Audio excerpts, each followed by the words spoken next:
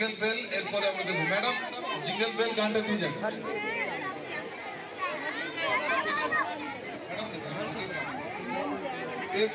Jingle বেলের পরে আমাদের রুমের পুলিশ রেডি থাকবে গানের জন্য।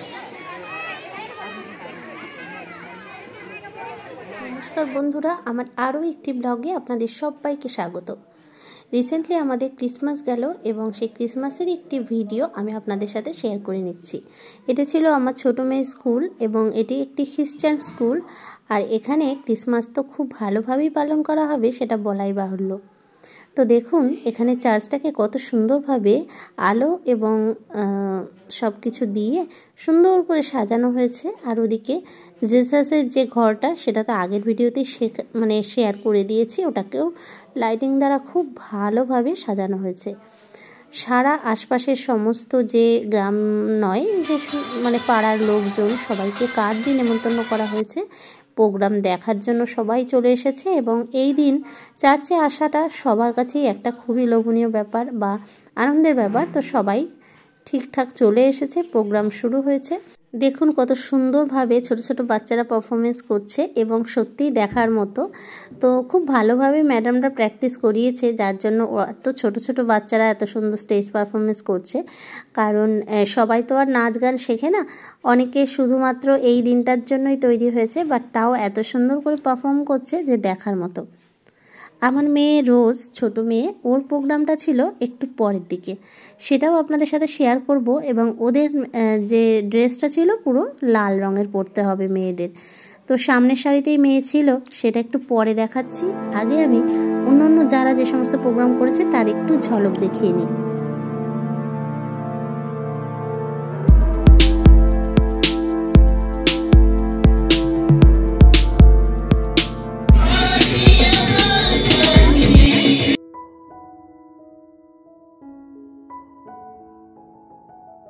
নাচ গান প্রোগ্রাম চলতেই থাকবে। আর তারপর আমি একটু শেয়ার করে নিলাম ভিতরে, চার্চের ভিতরটা কত সুন্দর করে বেলুন দিয়ে সাজানো হয়েছে এবং চারিদিকে মোমবাতি লাগানো হয়েছে।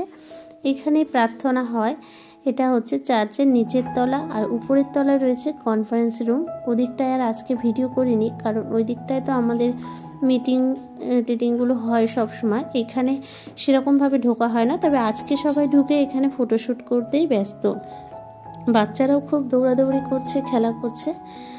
আর এদিকে চার্চের যে বারান্দা, সেখান থেকে পুরো ডেকোরেশনটা এরকম লাগছে। একটু যিশুর যে ঘরটি সাজানো হয়েছে, আগের ভিডিওতে দেখিয়েছি, সেই ঘরটি কেমন সুন্দর করে লাইটিংয়ে লাগছে সেটাও একটু দেখাবো।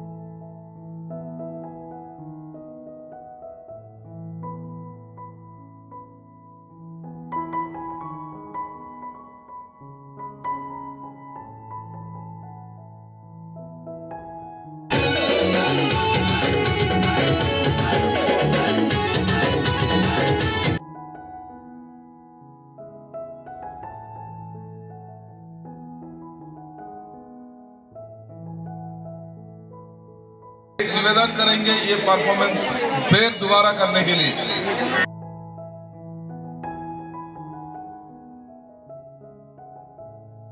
এবার ছিল এলকেজির গ্রুপ ডান্স। এলকেজিতেই আমার ছোট মেয়ে পড়ে রোজ। এই যে রোজ দাঁড়িয়ে আছে এই দিক বাঁ দিক থেকে একদম লাস্টে, এটাই রোজ। তো ওদের ডান্সটা খুব সুন্দর ছিল, কিউট ছিল।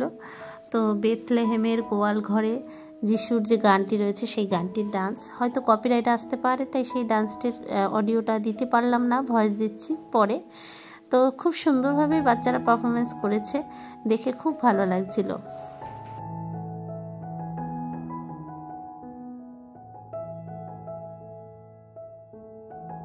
এছাড়াও ছিল এই চার্চে যে সমস্ত দুস্থ ছাত্রছাত্রীরা আমাদের দেশের বিভিন্ন প্রান্ত থেকে আসে, মানে নিয়ে আসা হয়।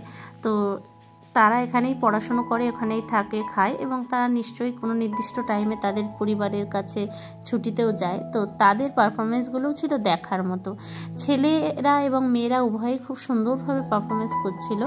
এরাই কিন্তু প্রশিক্ষণ নিয়ে আস্তে আস্তে সিস্টারে পরিণত হবে এবং উত্তর দিয়ে আমরা বরণ করব। সমাজসেবায় জোর করে হাততালি, জোরছে। আর এখানে আমাদের যে চেয়ারম্যান, তাকে একটু বরণ করে নেওয়া হচ্ছে আমাদের প্রধান অতিথি হিসেবে। সেই সাথে আমাদের চার্চের যে বিশপ আছে, আর্চ বিশপ, তেনাকেও বরণ করে নেওয়া হলো। আমরা আজকে ক্রিসমাসের যে বার্তা, যখন প্রভু যিশু এই ঠান্ডার রাত্রে, কনকনে রাত্রে ইসরায়েলে, আমরা জানেন যে বেথলেহেমে ঠান্ডা কিরূপ, আর তিনি জন্মেছিলেন গোয়াল ঘরে। আর মা মরিয়ম যোসেফ তাকে কোনো জায়গা না পাওয়ার কারণে জাব পাত্র, যেখানে গরুকে খাবার দেওয়া হয়, গরু মোষকে, সেই জায়গায় রেখেছিল। আর স্বর্গ থেকে দূত এসে ঠিক মানুষকে জানিয়ে দিয়েছিল, যারা সেই সময় জেগেছিল, সেই রাখালরা, তাদের কাছে গিয়ে দূতেরা এসে যে স্বর্গ থেকে পরিত্রাতা হিসেবে সেই ঘোষণা তিনি দিয়েছেন। আমরা এই সময় সেই পবিত্র শাস্ত্র পাঠ আমরা শুনব।